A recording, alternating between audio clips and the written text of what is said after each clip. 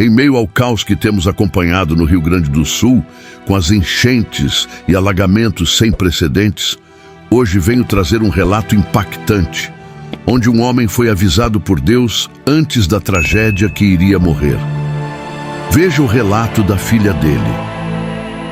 E o meu pai na tragédia do Rio Grande do Sul e vim contar um testemunho sobre isso. Eu sou a Nila e hoje eu vim relatar para vocês como Deus nos avisou que levaria o meu pai e como meu pai faleceu nessa tragédia do Rio Grande do Sul. Então não sai daí, escute todo o vídeo para que você entenda o que eu estou falando.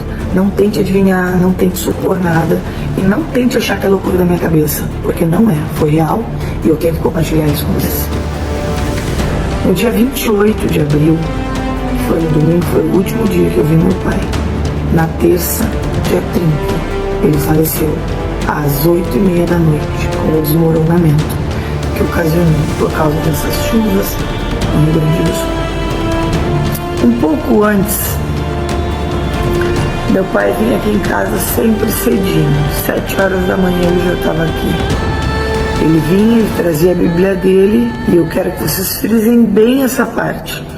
E ele sempre trazia a Bíblia dele marcada com essas fitinhas na última mensagem que ele leu antes de dormir. Tá?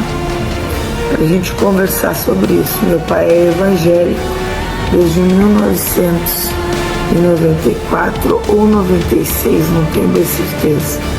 Semanas antes do acontecido, o meu pai chegou e falou assim pra mim, ele estava bem assim, pensativo, meio choroso. Ele disse pra mim assim: Neida, Deus falou comigo essa noite. Eu digo: como assim, pai? Ele falou: Deus falou isso comigo essa noite. Eu vi o pastor que me batizou e ele estava com um rodo puxando água debaixo da minha cama. E em um dado momento ele olhou pra mim e disse: João, meu pai, o Senhor mandou te dizer que vai te levar dentro dos próximos dias. E meu pai se acordou com aquilo ali. E meu pai era um cara que orava tipo 3, 4 horas na madrugada. Ele era assim, era fora. Eu nunca vi uma pessoa orar tanto como meu pai orava. Era copiosamente as orações dele. E meu pai tinha muito essa coisa, tipo, Deus me falou, Deus me disse, sabe? E eu creio piamente nisso, tá? E o meu pai, ele tinha esse contato com Deus, assim, tipo, ó, Deus falou isso comigo, tal. Bom, enfim, vamos lá. Aí eu tentei amenizar aquela situação, o dia passou, tudo certo. Dia 28 de abril, que foi o último dia que eu vi meu pai, foi no domingo, meu pai chegou e ele estava bem abalado, assim, bem abalado. E ele chegou aqui, meu marido estava dando estudo para um rapaz, porque a gente tem célula, então a gente faz discipulado aqui em casa. E ele chegou, meu marido falou com ele, ele disse: é a última vez que eu estou vindo aqui, Thiago. Meu marido ficou assim e tal, conversou um pouquinho com ele, depois ele subiu lá para o ateliê e os rapazes ficaram aqui. E ali ele começou a conversar comigo, enquanto eu fazia meus artesanatos, e ele disse: é a última vez que eu estou vindo aqui, é a última vez que eu ouvi vocês, porque o Senhor, essa noite, a voz do Senhor entrou no meu quarto, e eu ouvi nitidamente o Senhor dizer que ia me levar. Eu não sei se não é essa noite que o Senhor vai me levar ou nos próximos dias, mas eu vou ir, porque o Senhor falou que vai me levar. E uma das maiores preocupações do meu pai, que ele fez nesse dia, como ele fez nos dias anteriores, era: eu só peço que, se Deus me levar, que ele leve os meus animais junto comigo. Meu pai tinha 2 cães e 3 gatos. Meu pai era apaixonado por bichos, vocês não têm noção. Ele era assim, se ele pudesse resgatar todos os animais, ele resgatava, sabe? Então ele disse: porque eu sei que ninguém saberia cuidar dos meus bichos como eu. Então essa tem sido a minha oração pro Senhor. E ele estava muito triste, como se ele se estivesse se despedindo mesmo, e ele estava. E ele falou para os meus filhos que o vô não ia poder vê-los crescer. Falou para minha filha na mesa, na hora do almoço. Ele pediu perdão para minha filha de 8 anos. E ele disse: filhinha do vô, porque ele sempre chamava meus filhos assim, perdoa o vô. Aí ela ficou olhando assim: perdoar do quê, vô? Aí ele perguntou: perdoa o vô, porque o vô não vai estar aqui para dançar a tua valsa aos 15 anos contigo. E ela entendeu, e ela disse que perdoava ele. Ele deu uma enxugada nas lágrimas, né? Ficou aí conosco até umas 4h30 da tarde, depois ele se despediu e disse, gente, eu tô indo. Eu, tá bom, pai, amanhã a gente se vê, porque ele vinha todo dia. Só que na segunda-feira, choveu, e choveu muito aqui. Mas como aqui é um lugar que chove bastante, eu disse, tá, hoje ele não vai sair porque tá meio frio, choveu, né? Eu sempre mandava de noite pra ele algo pra ele jantar e alguma coisa, caso ele quisesse ficar em casa no outro dia, pra ele não precisar fazer comida. E na terça, meu marido veio do serviço, se teu pai não veio, eu disse, não, mas eu preparei uma viandinha bem quentinha, fiz um bolinho de milho, que eu fiz macarrão que ele amava na massa.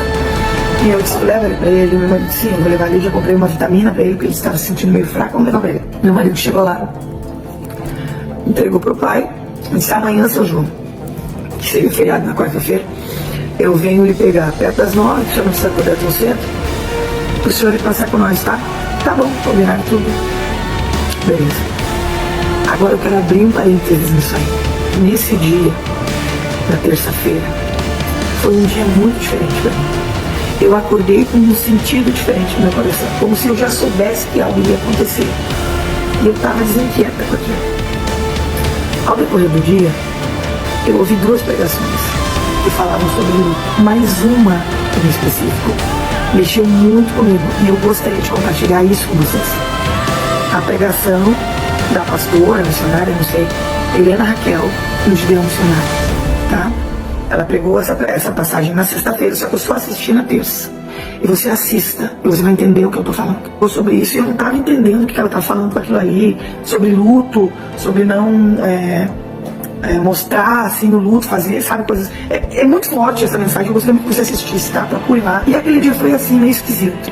Quando chegou de noite, tá? Era 8:55 da noite e eu tava escovando meus dentes quando uma vizinha ligou e disse assim, Mila, teu pai foi soterrado. E só se ouviu os gritos de desespero. E, gente, eu fiquei num estado de nervo, eu comecei a tremer, porque a ideia de tu, sabe, pensar que teu pai morreu gritando desesperado por socorro me sufocava. E eu dizia, Deus, que ele não tenha morrido sufocado, que ele não tenha sentido dor, que ele, sabe? Porque as coisas que tu, num desmoronamento, tu sabe que é impossível assim, é tipo 0,0,1% de chance de alguém ter sobrevivido, mas ok, eu confiava em Deus, e se fosse a vontade de Deus que eu tivesse sobrevivido, ok, eu creria no milagre. Mas agora vem a parte mais assustadora. O pai foi retirado só na quarta-feira de manhã e ficou toda a noite lá. Só que era 1h da manhã, eu, meus irmãos e meu marido estávamos de vigília naquele lugar. A 1h da manhã, uma voz ecoou dentro de mim assim, ó. E essa voz me disse, não te preocupa. Ele foi levado antes da casa desmoronar. Ele morreu dormindo. Eu digo, Senhor, eu tô ficando até louca. Sabe, porque a situação como um todo te faz pensar que pode estar ficando doido. E eu disse, Senhor, então me confirma isso, se for o Senhor falando comigo. Mas eu falei com Deus aqui, né? Não extermina. Vim pra casa, às 4h da manhã, meu marido tinha trabalhado no outro dia, estava muito cansado. Eu disse, não, vamos em casa, tu dorme um pouco, eu vou ficar lá, vou fazer um café, vou fazer os brilhos aqui, porque a gente ia ficar toda noite naquele lugar. Tava frio, tava chovendo. E aí eu não consegui dormir aqueles minutos ali, meu marido dormiu. Mas antes que meu marido dormiu, eu disse, Thiago, eu quero muito que o Senhor me confirme que o pai faleceu dormindo. Que chegue alguém e diga, olha, a gente encontrou ele tapadinho dormindo. Assim. E eu vou ter certeza que Deus levou ele antes que desmoronasse tudo sobre ele. Às 9h da manhã, acharam meu pai. E aí o brigadiano, policial, então, ele veio e ele falou assim, gente, a gente encontrou ele como se ele estivesse dormindo. Tapadinho, com cobertor. Tranquilo, assim, como se estivesse dormindo. Não tinha terra sobre meu pai. Porque quando desmoronou a casa, fez isso aqui, ó, aonde ele estava. Alguns, não é viga que fala, aquelas madeiras do fogo, sabe? Algumas caíram sobre ele teve uma leve escoriação na cabeça, no dedo aqui assim, na orelha e na costela, que eu acho que ela caiu meio que assim, sabe? Só que ele ficou coberto com aquilo ali, então desmoronou ao redor e ele ficou coberto assim, tá? Isso foi impactante, porque as minhas pernas se afrouxaram. Eu disse, meu Deus, o mais assustador disso tudo foi quando na noite do dia 1º a gente foi para o IML e o legista saiu na porta com uma cara bem assim, preocupada, assustada, não sei definir, ele estava com uma cara esquisita. tava aí nós e o outro rapaz que perdeu o pai dele, que era vizinho do meu pai também lá. E ele disse pra mim assim: tu é filho do seu João? Eu disse: sou. Ele disse: deixa eu te falar uma coisa. O teu pai não tinha nada de terra, ele não aspirou nada. Não tinha nada nem nas vias aéreas, nem no pulmão. Aí ele falou 3 vezes pra mim: o pulmão estava limpinho. Ali Deus falou comigo. Era mais uma confirmação que Deus me dava de que ele tinha levado meu pai tempos antes da casa desmoronar. Quando a casa desmoronou, todos os animais do meu pai estavam dentro de casa. Todos morreram. Lembra que eu falei que ele pediu para o Senhor levar os animais dele? Então, foi extremamente assustador. E me deixou pensando alguns dias. Pedi para os moradores dali que, se eles encontrassem a Bíblia do meu pai, que eles guardassem, porque para mim tinha um valor sentimental gigante, visto que todos os dias de manhã a gente meditava nela juntos. Eles acharam a Bíblia do meu pai, e do jeito que eles acharam, eles deixaram. E a Bíblia do meu pai estava aberta. E agora vocês vão perguntar assim: como tu sabe que estava aberta neste capítulo? E não foi tu que abriu. Porque toda noite, antes de dormir, lembra que eu falei? O meu pai marcava onde ele leu, para ele não perder. E assim ele fez. E eu vou mostrar a Bíblia para vocês agora. Ó, tem que ter muito cuidado porque ela ainda está úmida. Eu estou secando ela ainda, mas ela ainda está úmida. Ó, tá vendo? Tá aqui a Bíblia, olha que estado que ela tá. É uma Bíblia nova que ele comprou ao barro. Tá? E a passagem, tá? E é Jeremias 47. Eu vou ler para vocês o que diz em Jeremias 47. Assim diz o Senhor: eis que do norte se levantam as águas e se tornarão em torrente transbordante, inundarão a terra e a sua plenitude, a cidade e os seus habitantes. As pessoas gritarão por socorro e todos os moradores da terra se lamentarão. Avisou meu pai que faria e não permitiu que meu pai passasse pelo desespero, pela dor. Porque depois eu descobri que quem estava gritando por socorro era o vizinho, que graças a Deus foi resgatado com vida. Mesmo na morte, o Senhor, ele se faz presente. E às vezes a gente não entende por que a gente passa por certas situações. Eu não entendi por que Deus deu meu pai um coração 72 anos mais lúcido, saudável, um avô maravilhoso. Para mim sempre foi um pai fantástico. Apesar de todas as dificuldades que ele tinha, da época dele, ele me criou da melhor maneira. Hoje eu entendo que existe um propósito nisso tudo. E um dos propósitos é eu estar aqui hoje falando com você.